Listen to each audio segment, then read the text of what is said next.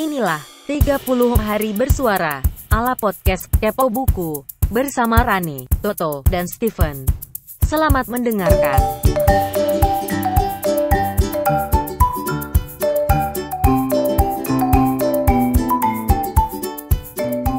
Hey, apa kabar? Di hari ke-6 dari 30 hari bersuara ala Kepo Buku ini, lo kembali sama gua Rani Hafid.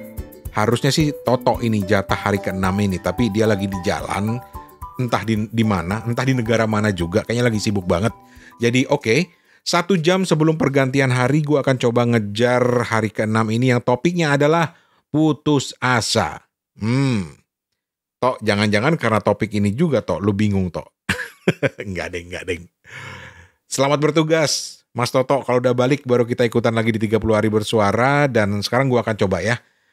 Agak bingung juga, tapi setelah lama dipikir-pikir kalau dikaitin dengan kata putus asa atau kata kunci putus asa, gua jadi teringat sama buku-buku model Chicken Soup for the Soul gitu. Ini kan buku-buku buat orang yang putus asa gitu kurang lebih, atau orang yang bersedih. Ada yang ingat nggak Chicken Soup for the Soul?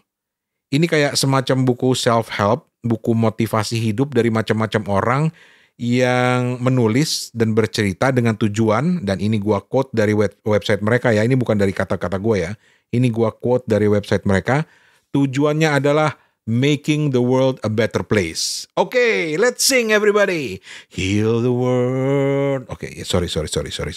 Nggak bermaksud nyinyir. Gue udah janji nggak mau nyinyirin buku self-help atau buku motivasi sebelum gue membacanya.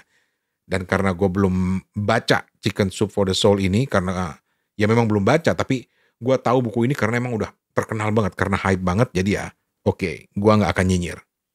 Jadi intinya, dari yang gue baca ya referensinya ya, Chicken Soup for the Soul ini adalah konsep buku yang mengkombinasikan orang-orang yang berbagi cerita dengan upaya untuk membuat dunia ini menjadi tempat yang lebih baik. Oke, everybody, heal. Oh, sorry. Seriously. Buku Chicken Soup for the Soul ini udah hampir 30 tahun lalu terbit. Dan masih terus berjalan, masih terus terbit. Udah lebih dari 250 judul yang diterbitkan, diterjemahkan ke 43 bahasa, dan terjual lebih dari 500 juta kopi. Anjoy. Nilai penjualannya kalau di websitenya Chicken Soup for the Soul ini lebih dari $2 miliar, men. Oke. Terlepas dari orang-orang nyinyir kayak gue, kalau sampai kejual begitu banyak, ya pastinya ada yang menarik dong. Oke, gue akan coba baca. Karena rasanya ada manfaatnya juga. Jadi kalau lo menganggap gue nyinyir, acuhkan aja gue. Gue akan coba baca. Yang jelas, judul-judul Chicken Soup for the Soul ini makin gokil. Awal-awalnya sih gue inget banget dulu ketika zaman-zaman gue kuliah itu mereka masih menyebutnya ya hanya Chicken Soup for the Soul aja gitu loh. Yang isinya berbagai cerita-cerita motivasi tentang kehidupan gitu ya. Tapi semakin kesini judul-judulnya tuh makin beragam. Ada Chicken Soup for the Teenager Soul, ada for preteen, ada untuk anak, untuk perempuan, untuk hewan peliharaan, untuk orang-orang tua. Gokil deh. Konsepnya tetap sama dari dulu sampai sekarang, tetap konsisten, yaitu kumpulan cerita-cerita dan kumpulan motivasi dari orang lain untuk sesama. Ada yang menarik juga nih. Chicken Soup for the Soul for Life After 60. Oh, gile.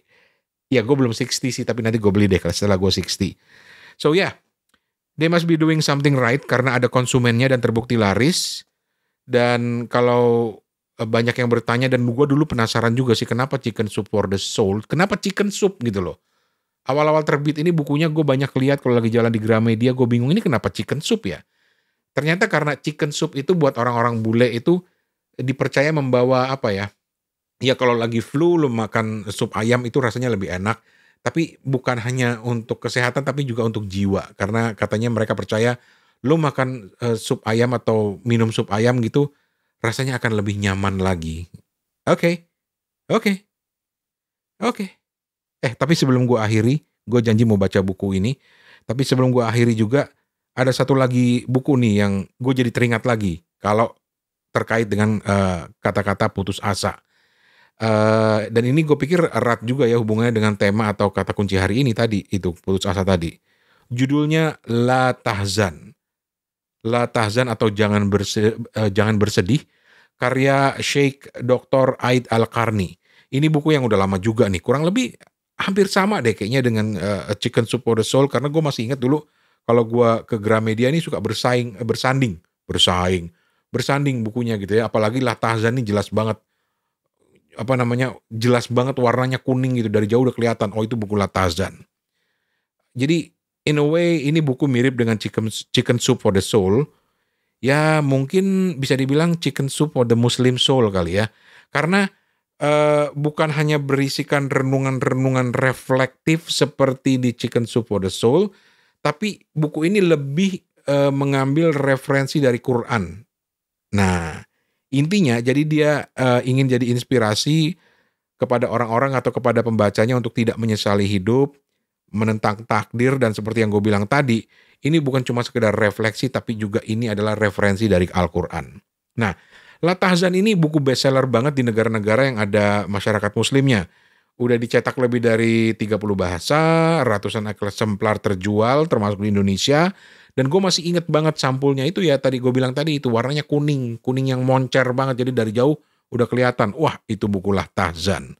Kalau ada teman-teman gue ke kampus bawa buku, wah dia bawa buku Latahzan, jangan-jangan dia lagi bersedih. Halah. Keren. Dan ada facts menarik ya, ada cerita misalnya pengarang buku ini itu memulai bukunya itu di penjara. Jadi dia mulai nulis di penjara karena waktu itu dia diciduk sama pemerintah Arab Saudi karena menentang kehadiran pemerintah Amerika Serikat di Arab Saudi. Biasa politik. Dan selama di penjara dia banyak baca buku soal musibah, soal cobaan, soal kejahatan. Mungkin dia stres juga kali ya. Jadi dia baca tuh semua buku soal musibah, kejahatan, cobaan, soal keluarga, ayah dan ibu dan anak. Dan itu yang memicu dia menulis buku Latahzan. Wah keren. Udah lama sih gue gak baca. Gue sempat juga beli sih bukunya nih Latahzan. Kayaknya masih ada di rak deh. Ntar gue cari. Dan kalau ada di antara lo yang udah baca, karena gue sendiri udah lupa ya, tapi kalau ada di antara lo yang udah baca, ayo dong share cerita kalian, terutama yang edisi-edisi sekarang gitu ya. Oke, berhasil. Udah dulu untuk hari ini. Ketemu di episode 30 hari bersuara ala Kepo Buku besok, yang kata kuncinya adalah emosi. Waduh, putus asa sama emosi deket. Ngomongin apa lagi ya? Dan kemana gue akan oper tema ini ya kita lihat aja besok ya. Untuk saat ini Rane Hafid pamit, terus membaca dan terus temenin kita di Kepo Buku ya. Permisi. 30 hari bersuara adalah gagasan dari komunitas The Podcaster Indonesia. Saya Tante Google, sampai ketemu di episode besok. Permisi cuy.